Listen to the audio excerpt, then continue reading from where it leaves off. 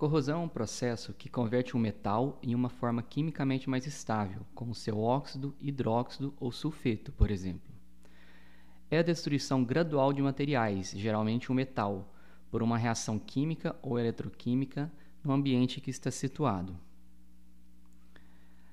A corrosão pode ocorrer de diferentes formas, e o conhecimento das mesmas é crucial no estudo de processos corrosivos. Ela pode ser classificada de acordo com as causas ou mecanismos, a morfologia, os fatores mecânicos, o meio corrosivo e a localização do ataque.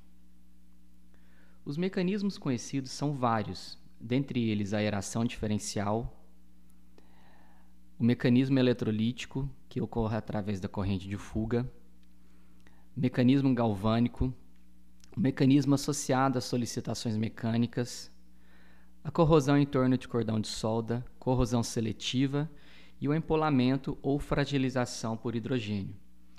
Focaremos nos mecanismos das corrosões eletrolítica, galvânica e seletiva. A corrosão galvânica ocorre quando dois materiais metálicos com potenciais diferentes estão em contato um com o outro na presença de um eletrólito, desencadeando transferência de elétrons. Caracteriza-se por apresentar corrosões localizadas próximas à junção dos metais, causando deterioração do metal que funciona como ânodo. Suponha que uma placa ou tubo de alumínio seja colocada na presença de um eletrólito rico em íons cobre 2+, ou mercúrio 2+. Sabe-se que o cobre e o mercúrio possuem maiores potenciais de redução do que o alumínio. Por isso, esses íons são reduzidos aos respectivos metais na presença de alumínio e oxidam esse último, de acordo com as reações.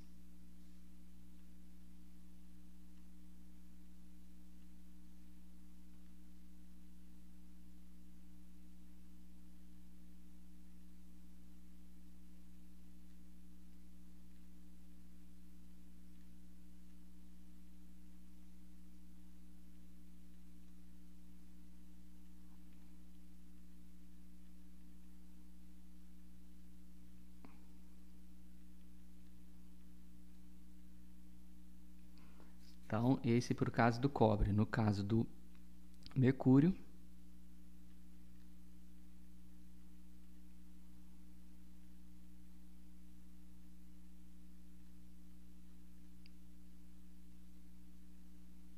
gerando 2 íons alumínio 3+, com mais 3 mercúrio.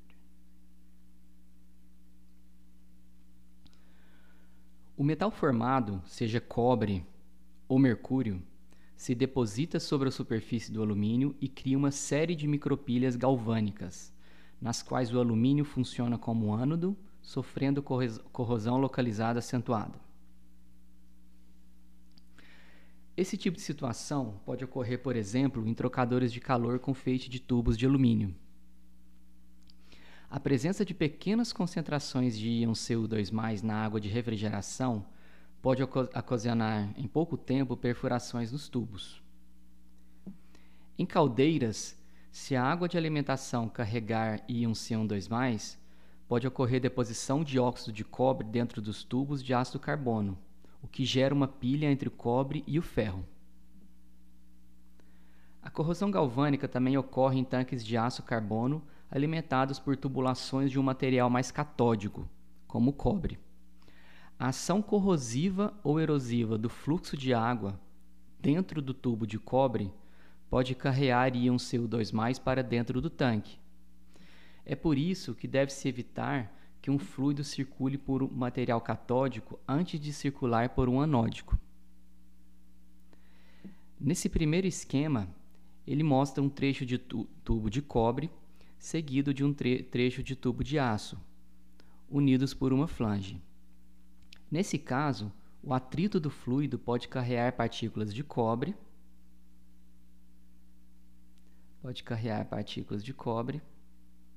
2+, ou mesmo cobre metálico, para dentro do tubo de aço.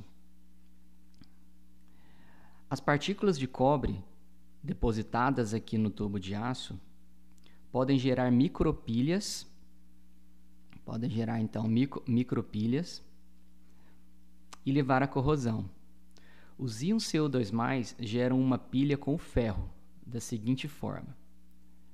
Então, CO2 mais ferro, ou melhor, ferro mais CO2 gerando o ferro 2 mais cobre. Com posterior, então, formação do par galvânico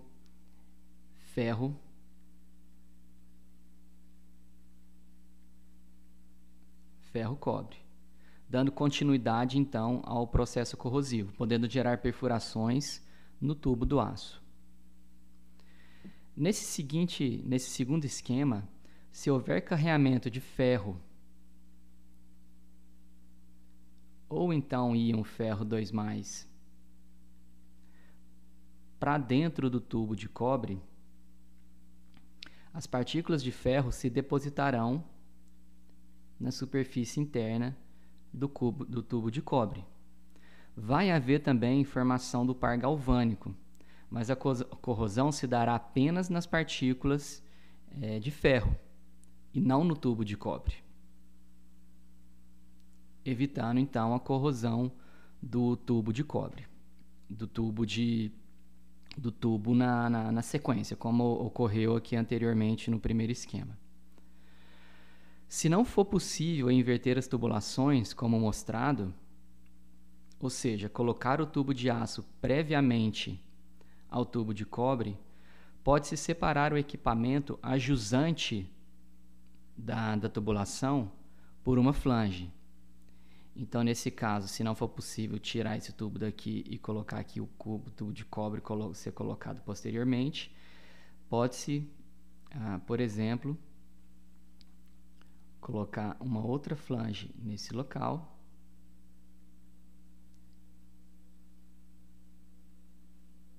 de forma, então, a isolar o equipamento que vem, por exemplo, a jusante, um tanque desse tubo de aço. Consequentemente, o tubo de cobre vai estar separado do tubo de aço, as partículas vão carrear para o tubo de aço, depositar, formar o par galvânico, o tubo de aço vai oxidar, mas quando houver oxidação, devido à separação da flange, esse tubo aqui vai poder ser removido e colocado outro no local.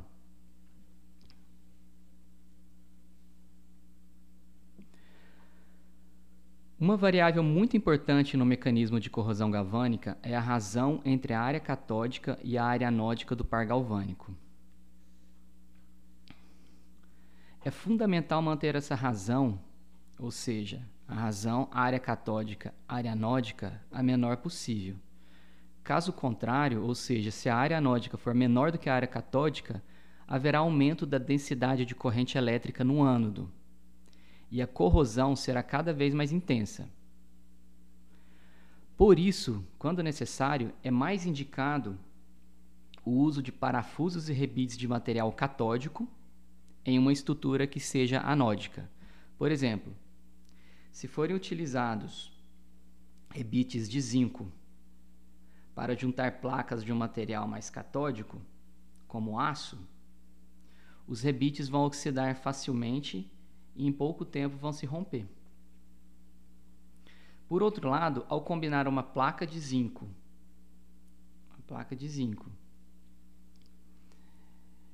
com rebite de aço inoxidável, a proporção da área entre o cátodo e o ânodo é invertida embora mais área de superfície seja afetada, ou seja, mais área da superfície do zinco seja afetada pela corrosão, a profundidade da corrosão vai ser pequena. A profundidade de penetração da corrosão vai ser pequena. E, consequentemente, o rebite de aço não vai quebrar e, como a profundidade da corrosão é pequena, não deve afetar bastante a placa de zinco. Outro fator importante a ser considerado na corrosão galvânica é a inversão de polaridade. A polaridade entre dois metais pode se inverter devido ao aumento da temperatura ou devido à presença de substâncias no meio corrosivo, como, por exemplo, agentes complexantes. São exemplos de agentes complexantes o cianeto, EDTA e seus ácidos, os seus sais de sódio. Por exemplo, o estanho é catódico. O estanho é catódico em relação ao ferro, na maioria dos meios corrosivos. Mas em presença de certos ácidos orgânicos que formam complexos solúveis com o estanho, há uma diminuição da concentração de íons estanho 2+, que vão estar livres para poder reagir. A complexação dos íons SN2+, desloca o equilíbrio da reação de redução do estanho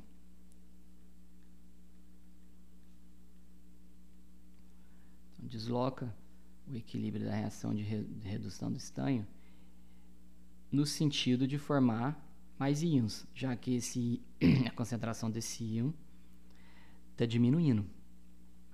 E o potencial dessa reação de redução também diminui, podendo ser até menor do que o potencial, por exemplo, de redução do ferro. Se isso ocorrer, vai ocorrer então a inversão da polaridade, sendo que o estanho passará a ser anódico em relação ao ferro, o que antes era invertido.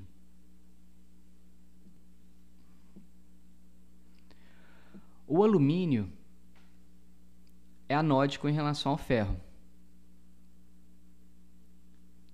O alumínio é anódico em relação ao ferro, com potencial de redução menor do que o potencial de redução do ferro. Porém, em meio oxidante, é possível ocorrer a formação de uma película de alumina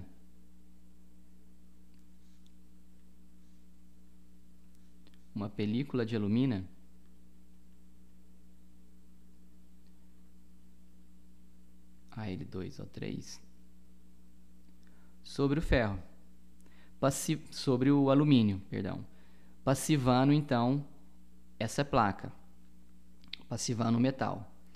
Dessa forma, se o alumínio estiver ligado ao ferro, o alumínio pode vir a se tornar catódico em relação ao ferro. Em tubulações de aço galvanizado, nas quais o aço é revestido por uma fina camada de zinco, tubulações de aço, o processo de galvanização deposita uma fina camada de zinco aqui por cima,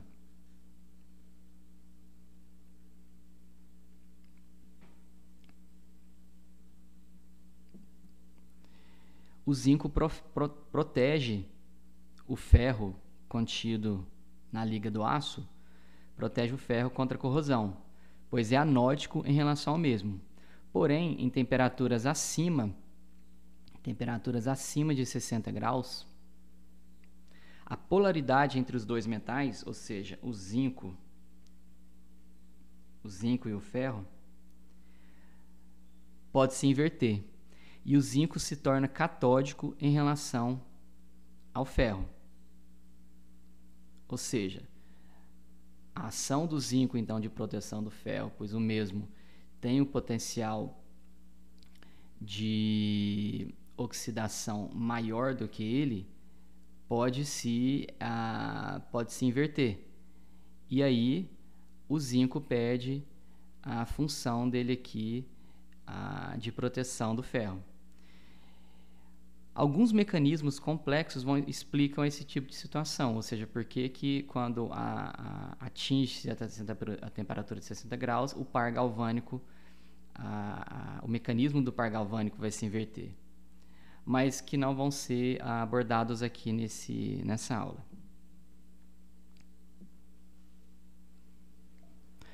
Um outro tipo de corrosão, também igualmente importante, é a corrosão eletrolítica. A corrosão eletrolítica ocorre devido à presença de uma corrente elétrica de fuga, que força a superfície do material a funcionar como ânodo. Ela ocorre geralmente em tubulações enterradas, como oleodutos, gasodutos, adutoras, minerodutos e cabos telefônicos. Correntes contínuas e correntes alternadas de baixa frequência produzem os maiores danos. As principais fontes de corrente de fuga são sistemas de tração elétrica, como trens, bondes, metrô. Também instalações de solda elétrica e de eletrodeposição e sistemas de proteção catódica. Para exemplificar o mecanismo da corrosão eletrolítica, vamos considerar a pilha eletrolítica formada por dois eletrodos de ferro, ligados por uma fonte de alimentação elétrica. O eletrodo da direita está ligado ao polo negativo e o eletrodo da esquerda está ligado ao polo positivo.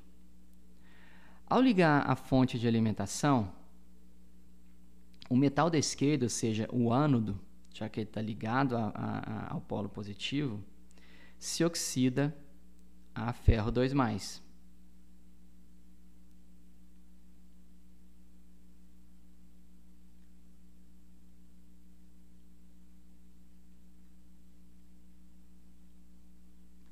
Gerando, então, aqui dentro da solução, íons ferro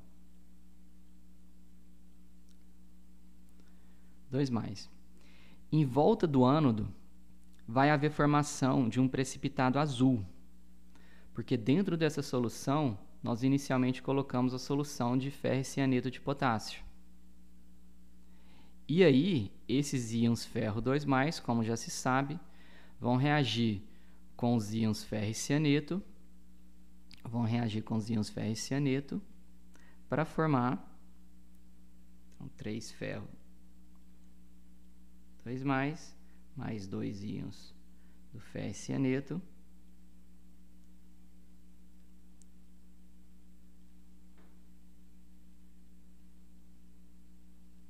menos, para formar o ferro e cianeto de ferro.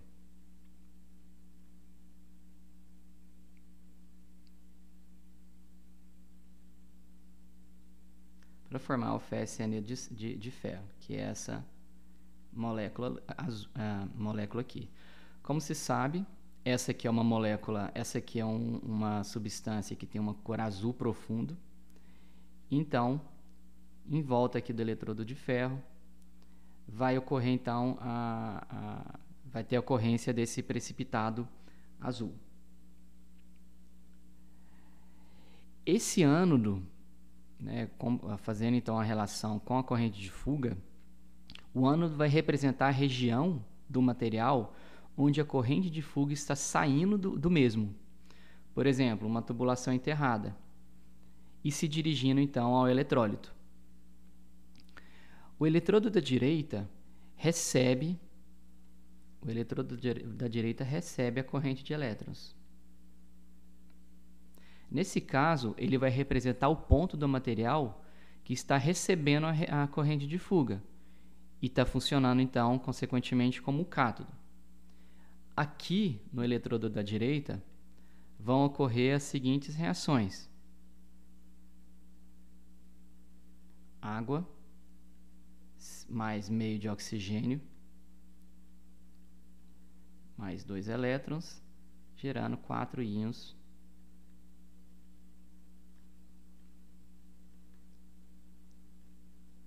4 íons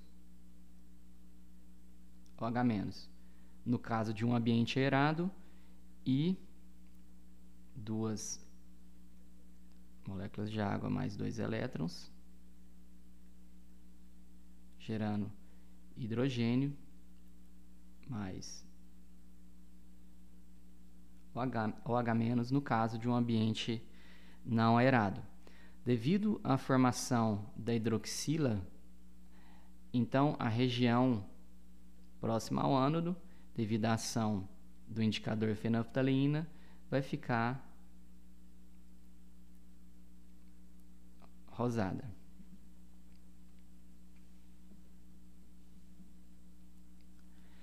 Em uma linha de trem, a fuga de corrente ocorre geralmente nas ligações entre os trilhos, que funcionam como resistências elétricas, e também no contato do trilho com o solo. Apesar da resistência entre o trilho e o solo ser alta, a extensão do trilho é grande e, consequentemente, a soma da perda da corrente também será grande. As empresas de transporte elétrico admitem como normais perdas entre 3% e 5% de corrente elétrica. Se uma tubulação estiver enterrada em uma região próxima aos trilhos, como está mostrado aqui no esquema, poderá ser atingido por uma corrente de fuga proveniente dos trilhos. Na parte do tubo pela qual a corrente entra,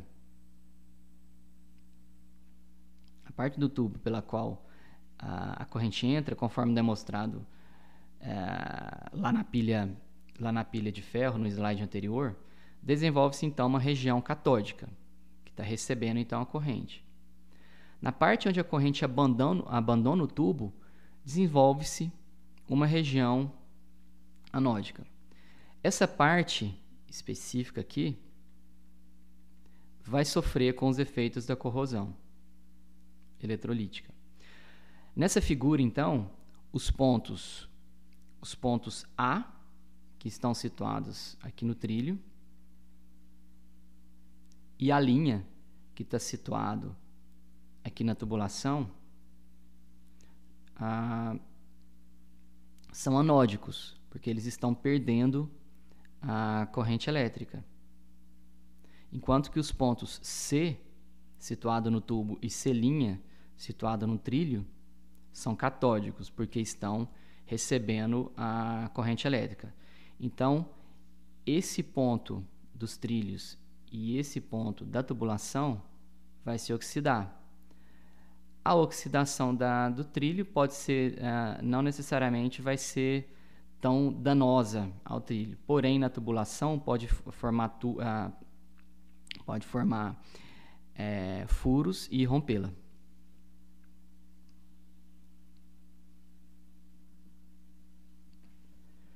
A corrosão seletiva é a corrosão que ocorre seletivamente em apenas um componente de determinada liga. Os outros componentes permanecem intactos.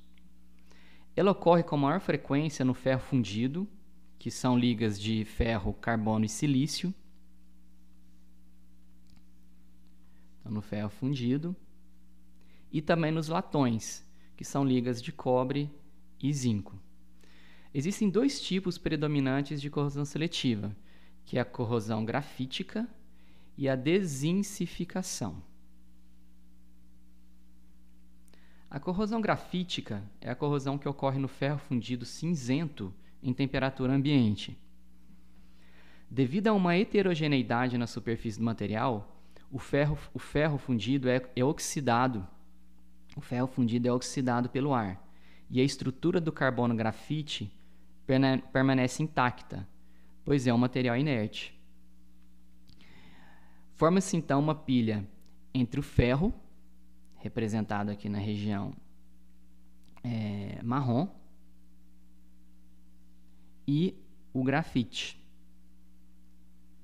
O ferro funciona como ânodo, ou seja, perdendo elétrons e oxidando, e a grafite como cátodo,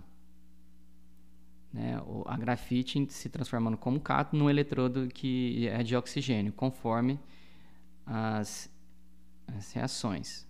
Então, o ferro se oxida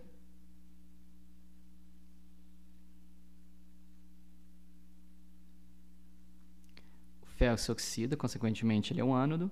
E, então esse aqui é o eletrodo de ferro. E no carbono, nós temos um eletrodo de oxigênio, na qual, então, a gente tem água mais oxigênio, mais 2 elétrons, formando hidroxilo.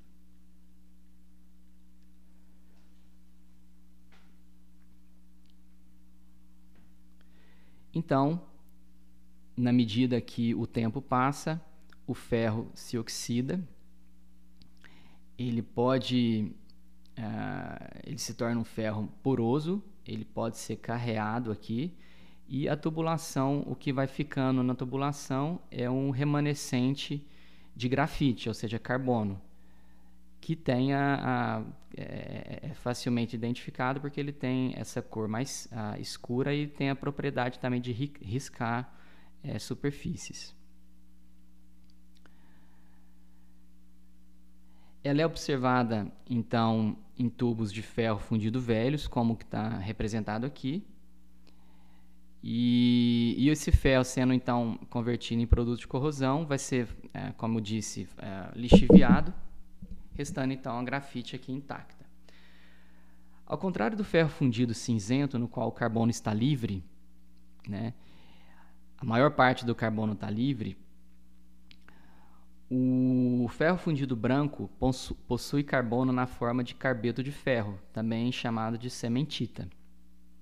O carbono, estando na forma de carbeto de ferro, impede a formação da pilha eletroquímica e, consequentemente, então, é por isso que a corrosão grafítica geralmente ocorre em ferro fundido cinzento e não em ferro fundido branco ou nodular, que também impede que a corrosão grafítica ocorra. No segundo mecanismo de corrosão seletiva, nós temos a desensificação, que é a perda de zinco. A desensificação ocorre após a imersão da liga de cobre e zinco, ou seja, do latão, em um eletrólito. Como o zinco é mais redutor do que o cobre, o zinco se oxida seletivamente, deixando uma estrutura de cobre metálico porosa, de acordo, então, com as reações. O zinco se oxida.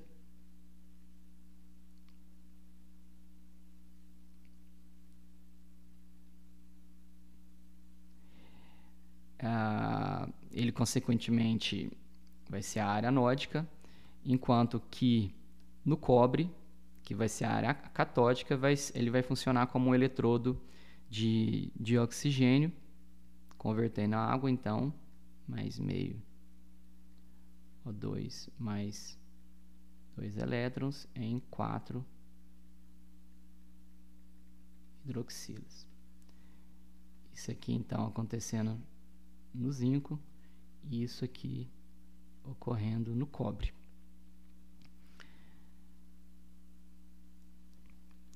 Então,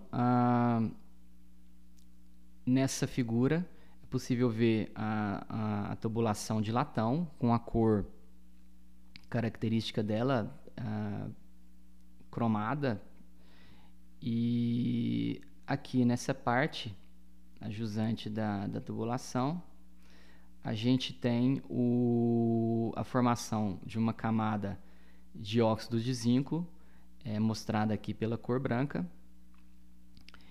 e o cobre ficando aqui abaixo dessa camada. Então, ao ocorrer esse mecanismo, em sequência vai surgir uma pilha galvânica entre o latão, que é a liga de cobre e zinco, e o próprio cobre que está permanecendo ali, já que o zinco foi oxidado, vai ser oxidado ao óxido de zinco a partir dos íons Zn2+. Então, surgindo essa pilha entre o latão e o cobre, o latão vai ser permanentemente, gradualmente oxidado pelo zinco, né? De acordo com as reações de oxidação do cobre. Então, Cu gerando Cu2 mais 2 elétrons, né? O cobre, então, passa também a ser corroído junto com o zinco.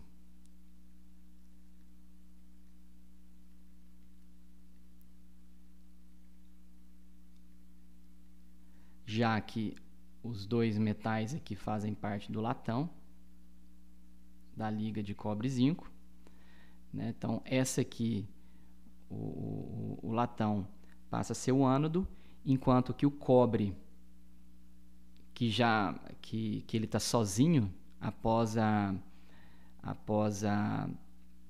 corrosão do zinco, sendo a corrosão seletiva do zinco no próprio material, né? O cobre, então, servindo como cobre 2 mais 2 elétrons, sendo a área catódica dessa pilha aqui.